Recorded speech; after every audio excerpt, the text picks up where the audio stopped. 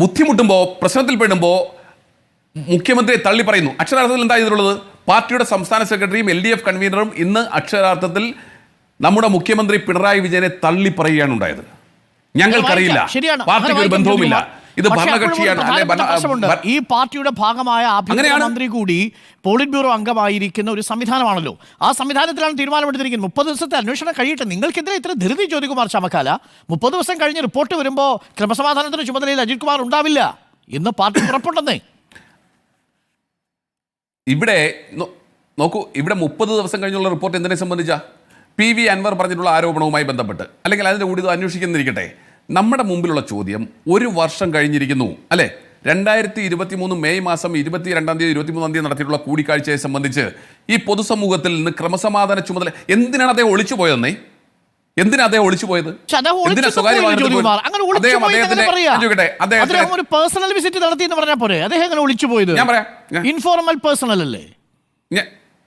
ഞാൻ പറയാം. അല്ല, ഒരു മിനിറ്റ് ഞാൻ താങ്കൾ ചോദിക്കട്ടെ.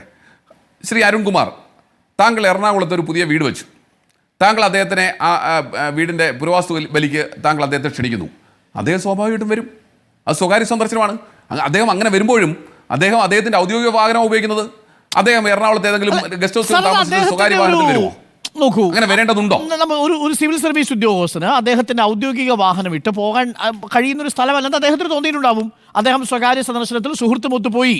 അതൊരു സ്വകാര്യ സന്ദർശനമായി സ്പെഷ്യൽ ബ്രാഞ്ച് റിപ്പോർട്ടർ ഹോം സെക്രട്ടറിക്ക് കിട്ടിയിട്ടുണ്ടാവും. ഹോം സെക്രട്ടറി അന്വേഷിച്ചിട്ടുണ്ടാവും. അദ്ദേഹം പറഞ്ഞിട്ടുണ്ടാവും it was an informal visit. അതൊരു അനൗദ്യോഗികമായ സന്ദർശനമായിരുന്നു. അതിനപ്പുറം പിന്നെ മുഖ്യമന്ത്രി ചെയ്യാൻ പറ്റും. ഈ ചങ്ങാതി എവിടെയൊക്കെ പോകുന്നുണ്ട്, കാണുന്നുണ്ട് എന്നുള്ള കാര്യം ഇൻഫോർമൽ അന്വേഷിക്കണോ? അന്വേഷിക്കണം. എങ്കിൽ പിന്നെ ഈ സ്പെഷ്യൽ ബ്രാഞ്ചിന്റെ റിപ്പോർട്ട് അറിയണ്ടേ? UDFന്റെ കാലത്ത് അറിയണോ എന്ന് പറയുന്നത് നിങ്ങളുടെ സ്വപ്നത്തിൽ പോലും ആലോചിക്കാതിരുന്നൊരു പാർട്ടിയാ കോൺഗ്രസ്. ഞാൻ ചോദിക്കട്ടെ അരുൺകുമാറെ, ഞാൻ തിരിച്ചു ചോദിക്കുന്നത്, ഇവിടെ ഇന്നലെ കൈയും കാലും ഇട്ട് അടിക്കുന്നല്ലോ മുഹമ്മദ് റിയാസ് എന്താ പറയുന്നത്? മുഖ്യമന്ത്രിയെ സംരക്ഷിക്കാൻ, അതായത് മുഖ്യമന്ത്രിയെ ഇല്ലായ്മ ചെയ്യാൻ ഒരു കോക്കസ് ഇവിടെ പ്രവർത്തിക്കുന്നു, പാർട്ടി സമ്മേളനങ്ങൾ അലങ്കോലപ്പെടുത്താൻ ശ്രമിക്കുന്നു. ആരാ പറഞ്ഞിട്ടുള്ളത്? മുഹമ്മദ് റിയാസ്. വേറെ ഏതെങ്കിലും മന്ത്രി പറഞ്ഞോ? എന്താ പറയാത്തത്? എന്തുകൊണ്ടാണ് മുഹമ്മദ് റിയാസ് ഇത്തരത്തിൽ സംരക്ഷിക്കാൻ വേണ്ടി വരുന്നത്? ഞാൻ തിരിച്ചൊരു കാര്യം ചോദിക്കട്ടെ. ഇവിടെ ശബരിമല വിഷയം ഞാൻ അരുൺകുമാർ എത്രയോ തവണ ചർച്ച ചെയ്തതാ. ശബരിമലയിൽ സ്ത്രീ പ്രവേശവുമായി ബന്ധപ്പെട്ട് അവിടെ കലാപം ഉണ്ടായപ്പോൾ അവിടെ ഇതേ പോലീസ് തന്നെയല്ലേ RSSന്റെ നേതാവ് വത്സൻ തില്ലങ്കേരിക്ക് മൈക്ക് കൊടുത്തത്? നമ്മളന്ന് ചർച്ച ചെയ്തില്ലേ?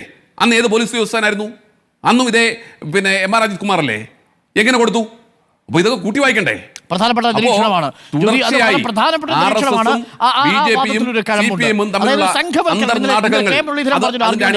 പോലീസ് സേനയിൽ ഒരു സംഘവൽക്കരണം നടന്നിട്ടുണ്ട്. ആ പോലീസ് സേനയിൽ സംഘവൽക്കരണം നടന്നിരിക്കുന്നത്, പോലീസിലെ സംഘവൽക്കരണം നടന്നിരിക്കുന്നത് മുഖ്യമന്ത്രിയുടെ അറിവോടെ അല്ലാതെയോ എന്നതാണ് ചോദ്യം. വളരെ പ്രധാനപ്പെട്ട നിരീക്ഷണമാണ് ജ്യോതി. അത് വളരെ പ്രധാനപ്പെട്ട നിരീക്ഷണമാണ്. സംഘവൽക്കരണത്തിന് ഇടയാക്കിയോ എന്നതാണ്. ഞാൻ